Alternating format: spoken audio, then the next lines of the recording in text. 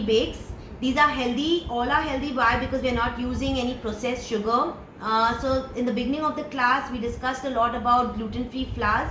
What is gluten? Which are the flours to be used when you want to make it gluten-free? What is vegan and how do you substitute your dairy products with vegan products? We've also discussed about the sweeteners that we have to use. Plus I gave you 2 recipes of making your own gluten-free blend at home and make that flour and keep it ready. Just store it in a airtight container, refrigerate it. You can use it as and when whenever you want to make your gluten-free desserts, cakes, cookies. You can use it in any of your baking. Now best part is what happens when you pick up a gluten-free blend which you get ready from the market. You don't know which kind of flours they have used. So today we have discussed a lot of flours and a right proportion of flours.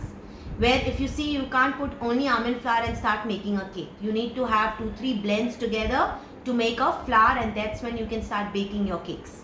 Okay, so initially we had a good half an hour theory where we discussed all about your gluten-free products, vegan products and your natural sweeteners. Okay, so coming to your first recipe, we did our quinoa almond brownie. That's again with nut butter. We've used sesame butter, which is tahini.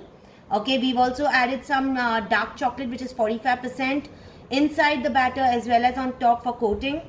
I've sliced almonds on top, so it gives you a proper almond and healthy version of your quinoa brownie. Okay. Next is a chocolate sponge cake. Now this is your basic gluten-free and vegan chocolate cake, where I've taught you to make Nutella from scratch. Okay, now this Nutella is best to be used next day so that it enhances your color of your Nutella more. Okay, I have just put some Nutella on the top of my chocolate cake, drizzled with some Nutella on the top and roasted hazelnuts as a garnish. Okay, now this is your basic chocolate sponge cake. You can just add on anything and you can use it. You can even add your vegan ganache and decorate it as your celebration cake. So your base remains the same, topping can be changed, add-ons can be done.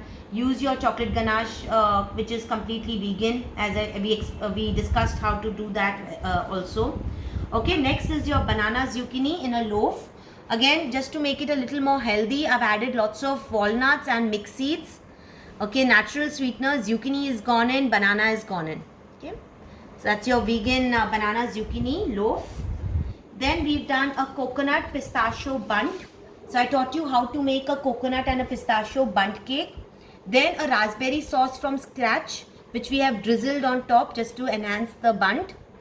Okay, so that's your coconut raspberry pistachio bundt. I've taught you a vanilla sponge, like a vanilla vegan and gluten-free cake. Now from that we have made our berry granola. Now this is berry granola. Again, my granola is completely gluten-free.